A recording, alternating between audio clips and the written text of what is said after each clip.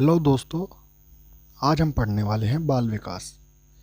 बाल विकास को ठीक से समझने के लिए हमें इसके अर्थ को समझना बहुत ज़रूरी है। जैसा कि आप जानते हैं, बाल शब्द को तो आप पहचानते ही होंगे। बाल माने बालक, और बच्चा जब से गर्भ में होता है तब से जब तक उसकी मृत्यु होती है तब तक जितने भी परिवर्तन होते हैं, चाहे वो मात्रात्मक या परिमाणात्मक हो, जिन्हें इंग्लिश में क्वांटिटेटिव भी कहते हैं, या गुणात्मक या क्वालिटेटिव परिवर्तन हो, दोनों तरह के परिवर्तन जो होते हैं उनको मिलाकर हम विकास को परिभाषित कर सकते हैं। असल में तो बाल विकास का मुख्य उद्देश्य ही इन मात्रात्मक और गुणात्मक परिवर्तनों का अध्ययन करना होता है। अब जैसे आप देख रहे हैं कि एक छोटा बच्चा है, कैसे उसमें परिवर्तन हुआ और वो एक बड़ा व्यक्ति बन गया। वैसे ही आप देख रहे होंगे एक छोटी लड़की है, उसमें परिवर्तन हुआ, वो बड़ी हो गई, माने उसके आकार में और उसके भार में, उसकी लंबाई में, उसकी चौड़ाई में। जितने भी परिमाणात्मक परिवर्तन हो रहे हैं उन सभी का अध्ययन हम बाल विकास के अंतर्गत करते हैं, और इन्हीं परिवर्तनों को हम ग्रोथ या वृद्धि के नाम से भी जानते हैं। जैसा कि हम पहले भी डिस्कस कर चुके हैं कि विकास एक ऐसी प्रक्रिया होती है या प्रोसेस होता है जो गर्भावस्था से लेकर व्यक्ति के मृत्यु तक होने वाला परिवर्तन होते हैं, उन सभी को हम विकास के अंतर्गत रख सकते हैं। अब हम विकास के विभिन्न क्षेत्रों के बारे में डिस्कस करेंगे। विकास के विभिन्न क्षेत्र होते हैं, जैसे शारीरिक विकास, मानसिक विकास, सामाजिक विकास, भाषाई विकास, संवेगात्मक विकास। अभी हमने केवल विकास के क्षेत्रों के नामों के बारे में डिस्कस किया है। आने वाली वीडियोस में हम इन्हीं विकास के क्षेत्रों के विषय में जानकारी प्राप्त करेंगे कि बच्चा किस तरह से इन विकास के क्षेत्रों से होकर गुजरता है और अपने जीवन को बेहतर बनाता है। तो चलिए दोस्तों, अब वृद्धि और विकास को और बेहतर तरीके से समझने के लिए हम उन दोनों में अंतर देखते हैं। जैसा कि हमने पहले भी पढ़ा है, वृद्धि परिमाणात्मक माने क्वांटिटेटिव परिवर्तन होते हैं, जैसे लंबाई, भार, चौड़ाई, आकार, इस तरह के जो परिवर्तन होते हैं उन्हें वृद्धि के अंतर्गत रखते हैं।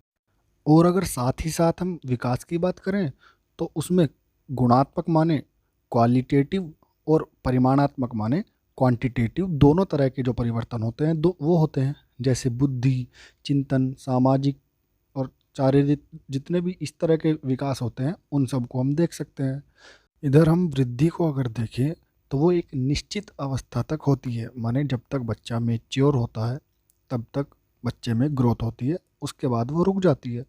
लेकिन विकास की बात करें तो विकास एक कंटिन्यूअस प्रोसेस होता है जो सतत रूप से चलता रहता है। और फिर हम अगर वृद्धि की बात करें तो उसमें जितने भी परिवर्तन होते हैं उन्हें हम स्पष्ट रूप से देख सकते हैं, नाप या उसे तोल भी सकते हैं।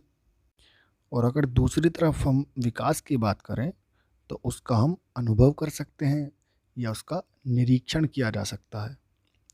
वैसे ही अगर हम ग्रोथ की दोबारा बात करें तो वो एक सीमित कॉन्सेप्ट होता है, लिमिटेड कॉन्सेप्ट होता है।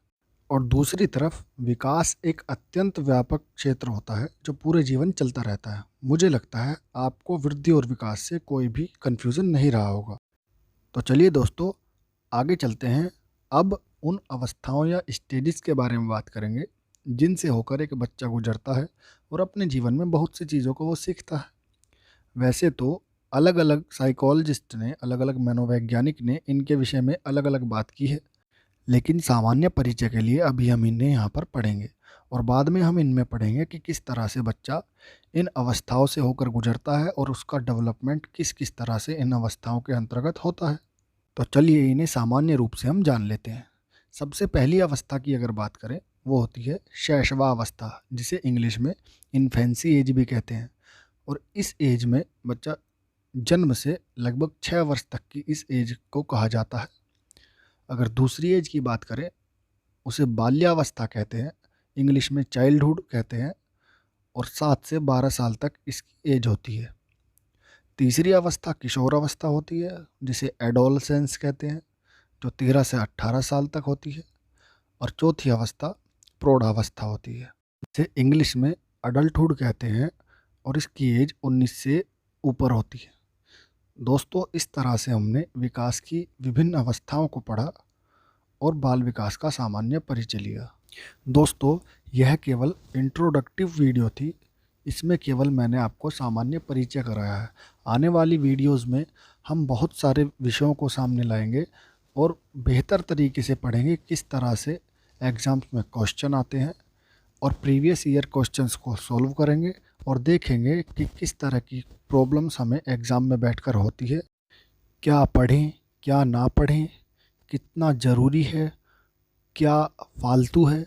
इन सब चीज़ों पे भी हम डिस्कस करेंगे और एक बेहतर तरीके से कम समय में ज़्यादा नंबर कैसे हम प्राप्त कर सकते हैं, इस तरह से हम बातें करेंगे और अच्छे से तैयारी करेंगे। मुझे आशा है आपको ये वीडियो पसंद आई होगी। पसंद आई हो तो लाइक करें, कमेंट करें, शेयर करें। धन्यवाद।